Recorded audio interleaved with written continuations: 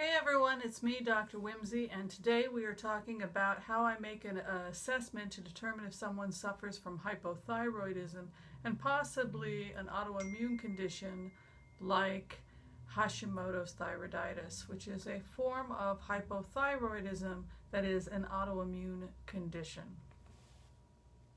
I see a lot of Hashimoto's in my office, and I have to say that unfortunately it appears to be on the rise, and there's a lot of controversy about how best to treat it. And there's also there's some good information out there, and there's also some really confusing confusing information as well. When people come into my office and they suspect that they have hypothyroidism, it's my job to do a thorough assessment and really try and find out what is going on with the patient. And that is what I do. I ask a lot of questions, and then I do a good, thorough exam.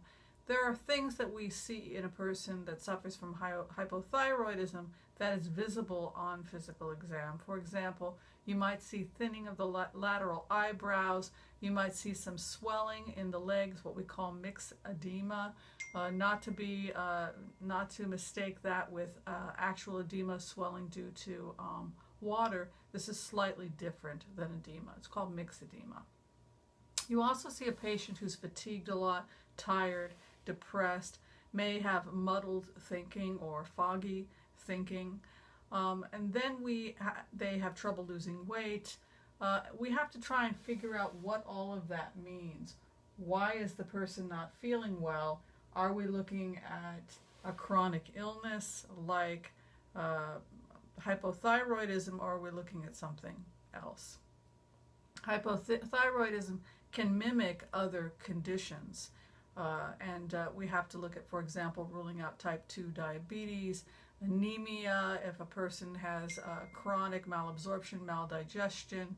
If they're not eating properly, then that as well can cause some of the fatigue and the exhaustion that we see in these patients.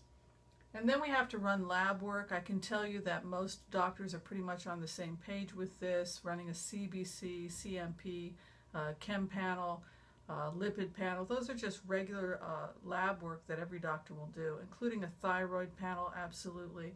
We look at the TSH. We also want to look at the free T3, T4, the TPO and TGAB antibodies.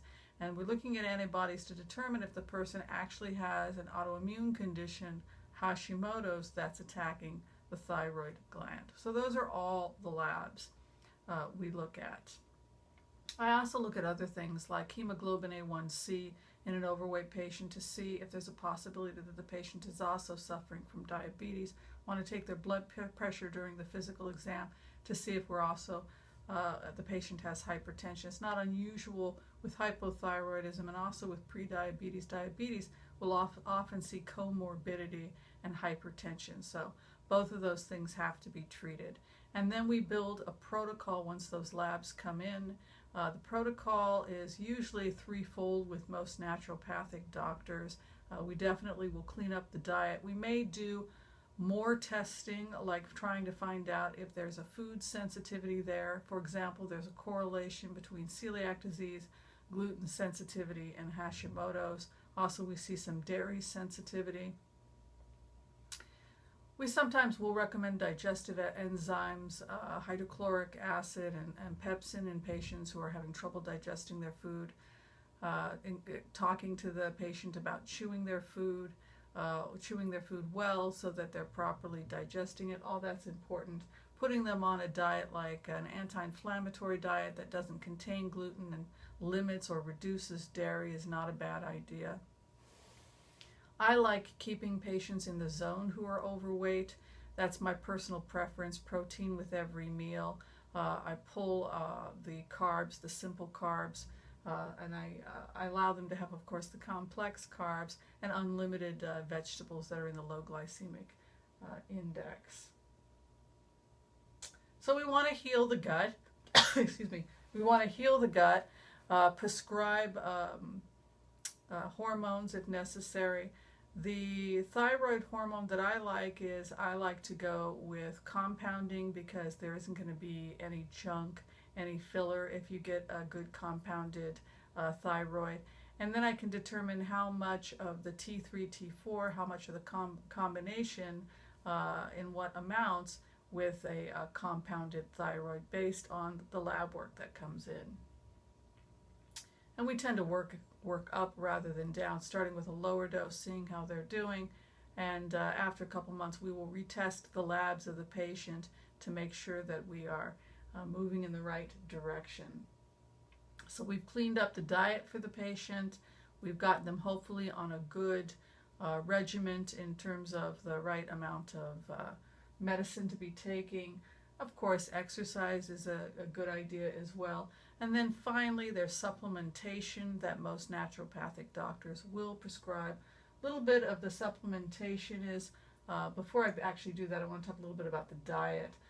Controversies about whether or not to pull iodine. I've heard arguments from both sides, and I have been on both sides of the aisle. Right now, I've decided to go a little bit more on the cautious end, and I have decided to treat my patients with no more than 150 micrograms of iodine a day, just because that seems to be the common wisdom. If I'm proven wrong, well, we'll change it up. But no more than 150 micrograms of iodine a day, which is why I encourage people to pull table salt and use the Himalayan salt, which doesn't contain added iodine, and no prepackaged, pre-made foods, because those have salt in them that may contain iodine. So that's really important. That's one of the main things we do with the diet, in addition to pulling gluten. Supplements, we think about selenium. There's been some discussions about selenium because selenium helps keep oxidative stress down. And oxidative stress seems to cause an increase in antibodies in patients suffering from Hashimoto's. So 200 micrograms to 400 micrograms of selenium is usually what doctors are recommending. Zinc is important for helping to create active thyroid hormone, or what we call conversion of T4 to T3. Most doctors are recommending about 15 to 20 milligrams of that. Tyrosine, I usually don't prescribe it except in cases of severe hypothyroidism. Usually I recommend that in diet. That's an amino acid that is actually part of the structure of thyroid hormone. It's actually made from the amino acid tyrosine. Other things you can add that we talk to the patient about are B complex. If the patient comes back anemic, you definitely want to do a B complex and possibly add some iron support as well, because poor digestion, digestive disorders are common in people who suffer from Hashimoto's and hypothyroidism. We will often see anemia, low iron, ferritin as well. Probiotics, multi-strain probiotics, just to help with digestion, also aren't a bad idea. Fermented foods can also be included. I want to say one more thing about food restrictions. There's been some debate about whether or not soy is okay. I have mixed feelings about it, but I'm going to go ahead and say pull soybeans, even fermented soybeans, or at the very least limit them if you are diagnosed with Hashimoto's thyroiditis. And finally, I talk to people about the good fats, the omega-3s, chia, flax are a great idea. If you do have fish in your diet, fish oil is okay. Of course, you have to be careful with fish because it's high in iodine, so that's another challenge. So it may be an opportunity for you to experiment with some of the foods, the plant-based foods that are high in omega-3, like chia and flax.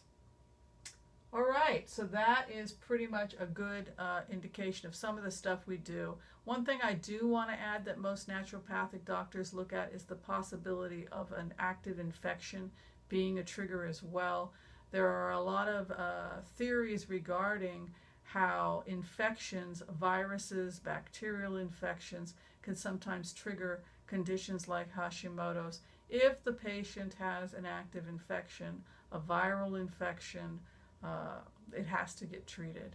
If a patient is fatigued because they have chronic fatigue and Epstein-Barr in addition to Hashimoto's, then absolutely we want to treat it. Many doctors have looked into treating active infections like Epstein-Barr by prescribing intravenous vitamin C, glutathione, that sort of thing.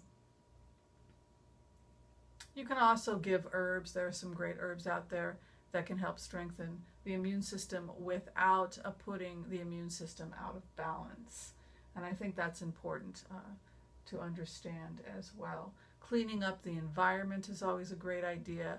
You don't want to be exposed to any kind of environmental challenges that are aggravating a person whose immune system has already been strained. That means that I really encourage my patients to clean up their home, get rid of any toxins, makeup, beauty products, cleaning supplies that are not organic. I encourage hypoallergenic, no fragrance, at least until we can start to see some improvement, preferably forever. Some organic essential oil seems to be okay, but I really do try to limit it.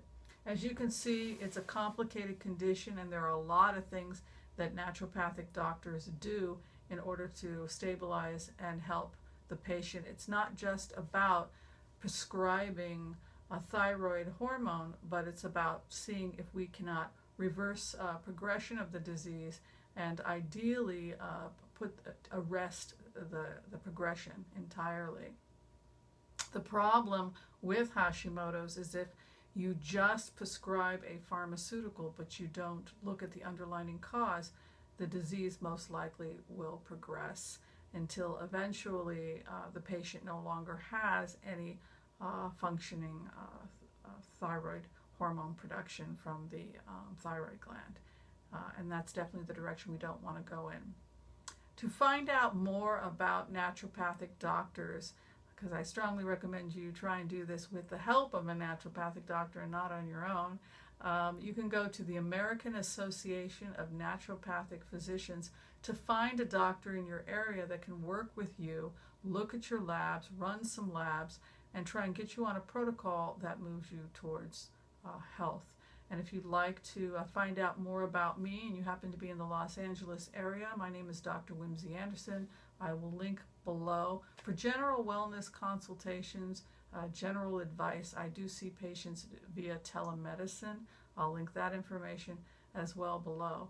I want to thank you for listening to this very brief, quick video on how I treat Hashimoto's and hypothyroidism, and I want to thank you for watching. Take care, and I will speak to you soon. Be sure and share, like, subscribe, and stay informed. Thanks for watching. Bye-bye.